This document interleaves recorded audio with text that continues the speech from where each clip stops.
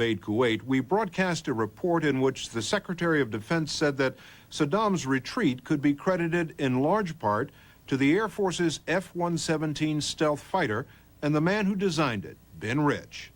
Ben Rich's stealth fighter is a product of an arm of the Lockheed Corporation known by the improbable name Skunk Works.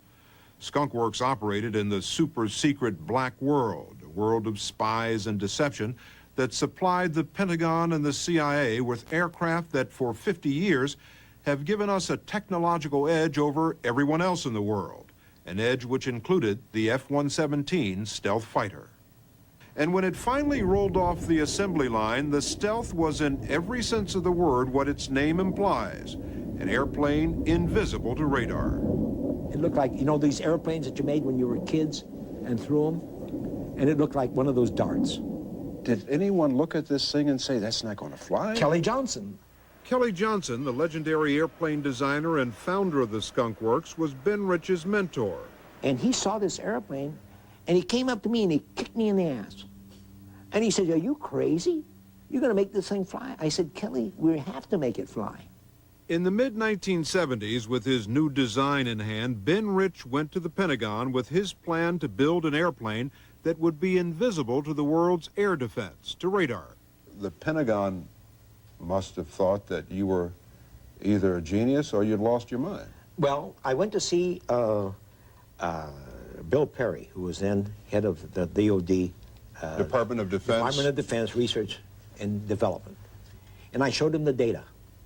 And Bill was enough of a scientist who had the foresight to say, hey, if this thing works and what you say is true, he says, we have made a tremendous breakthrough. I'm going to give you some money, and let's go on and build it. That man who gave the okay, William Perry, is now the Secretary of Defense. After a few hours meeting and seeing what he had there, I became convinced that not only was he on the track of something important, but it was on the track of a airplane design which would revolutionize air warfare.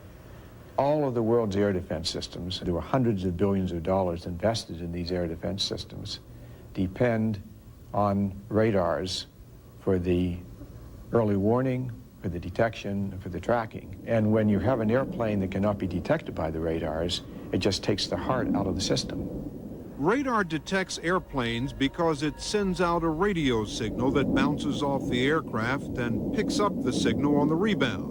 The unusual shape of Ben Rich's stealth causes the signal to be deflected or absorbed by the airplane's special surface. When someone's sitting at radar looking for what's coming in, and you've got an F-117 coming in, what do they see on the radar? Nothing. They would see nothing.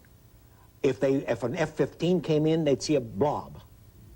An F-117 could overfly them and then never see us. And they'd never see it on the radar? Never see it on a radar screen. So you're there before they can react? Exactly. That's the whole secret. And nearly everything the Skunk Works did was a secret. Named after a mythical place in the old comic strip Little Abner, Skunk Works wasn't hidden away in some remote corner. It was housed in this building in the middle of Burbank, California's municipal airport. Air travelers passed these buildings every day, never knowing that inside them was one of America's best-kept secrets. We became equivalent to the Manhattan Project. Which built the atomic bomb. Which built the atomic bomb. But tight security was something the Skunk Works was used to. Every project that they worked on, from building the high-flying U-2 spy plane back in the 1950s to the world's fastest airplane, the SR-71 Blackbird, was top secret. And Ben Rich lived in this world of secrets known as the Black World for 40 years. How did you live a life? I mean, what did you tell your wife? You could tell your wife nothing. She just told I was working on a secret program, and I'd go away for a week or two to our secret base, and we'd go do our job. And she'd never ask me questions. What about when you traveled? Did you have to take any kind of special precautions? Most of the time we traveled, we'd have to change our name, and I used a code name. My code name was Ben Dover. Ben Dover. Yeah. I mean, we had to add humor to the work we were doing because we were working so intensely. Ben Rich writes in his recently published book, Skunk Works, that the F-117 was developed and built in the Skunk Works tradition, which tradition that includes a well-developed disdain for bureaucrats, even when one of them is an Air Force general.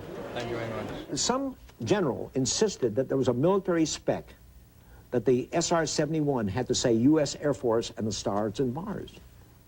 I said, General, I said, you're crazy. I said, you know, this has the temperature of an oven. Have you ever taken a piece of metal, paint it, and stick it under your broiler? You can't keep the paint on the metal. He says, no, the spec says you've got to say U.S. Air Force on our airplanes. I said, we'll develop it. So we spent $1 million developing a paint that could show red, white, and blue. And we put it on the airplane. I mean, it was just some stupid insisting on some spec. Some stupid general. Yeah, I mean, who's going to see you at 90,000 feet?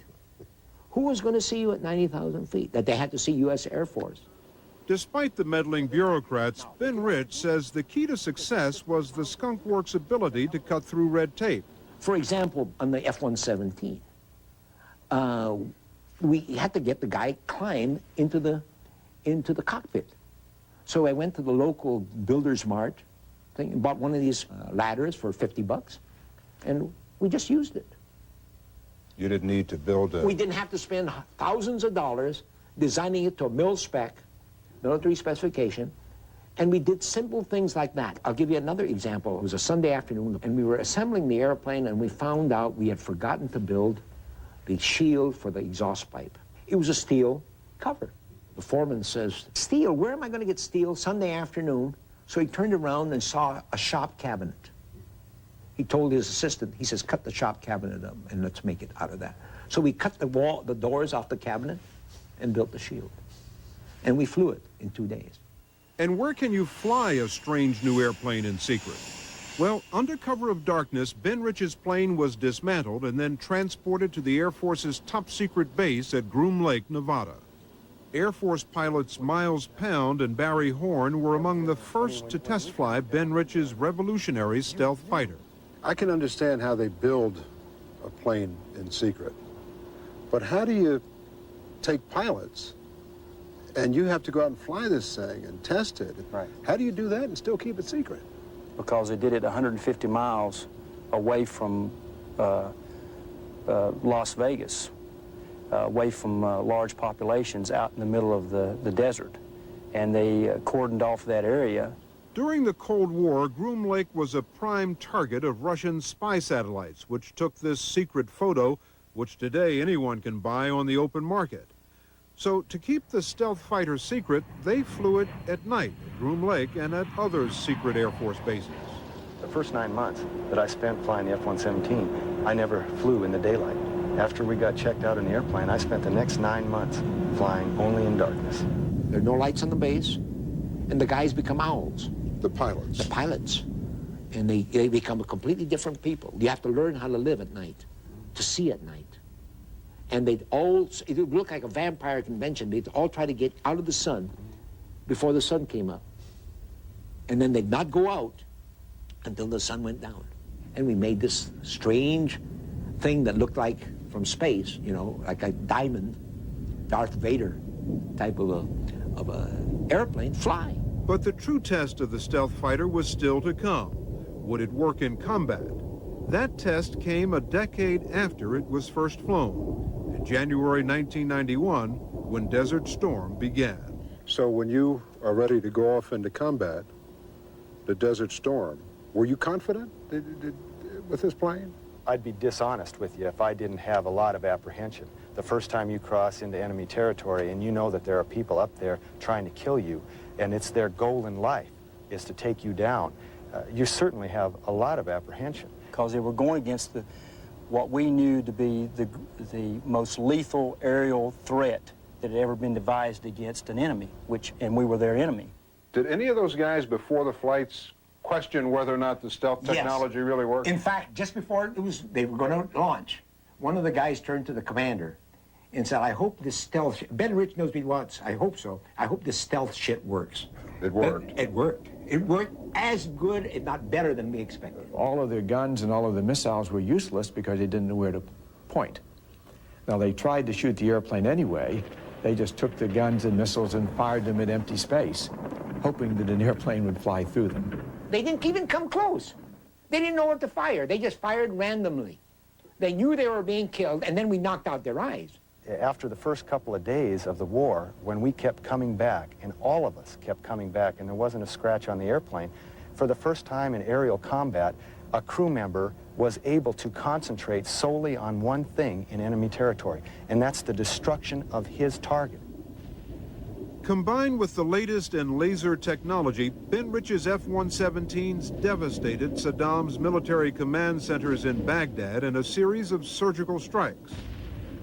In the F-117, you say, I want to hit the bathroom. So he'll ask you, men's room or women's room? And you'll say, women's room. He says, tell me what window. If someone said the target was the bathroom, and they would say, you want the bomb in the ladies' room or the men's room? That's right. That is correct. That's pretty good. This was a question of technology working. It wasn't a question of good luck for you and bad luck for them. You're talking about breakthrough technology, and to have 43 nights in a row, to have all these fighters go downtown and come back without a scratch, kind of tells everybody in the world, not only our allies, but all the potential enemies that we might have, that, you know, the Americans just came up with something that is head and shoulders above anything we've seen before. Maybe we don't want to start a fight right now. I think Saddam found that out the hard way. And just to make sure Saddam did not forget, the Secretary of Defense told us that he sent the F-117s to the Middle East when Saddam was threatening to invade Kuwait earlier this month. We made a point of announcing that the F-117 was going to be among the forces that we were deploying there, because what we were trying to do was deter the invasion. And I believe we were successful in deterring the invasion, and I believe that the F-117 was a very important element in that deterrence. I don't think that there is a single F-117 pilot that has ever flown that airplane in combat that has not at one time or another, thank God that Ben Rich had enough courage to go with his convictions. I think all of us, every single guy that flew in downtown Baghdad owes his life to that kind of courage and to the people that built that airplane in this skunk works. Shortly after we broadcast this story, the cancer that plagued Ben Rich finally caused his death. But if he is no longer with us, his genius is. Last month, the Pentagon unveiled Dark Star, a spy plane designed and built in part by Ben Rich's skunk works.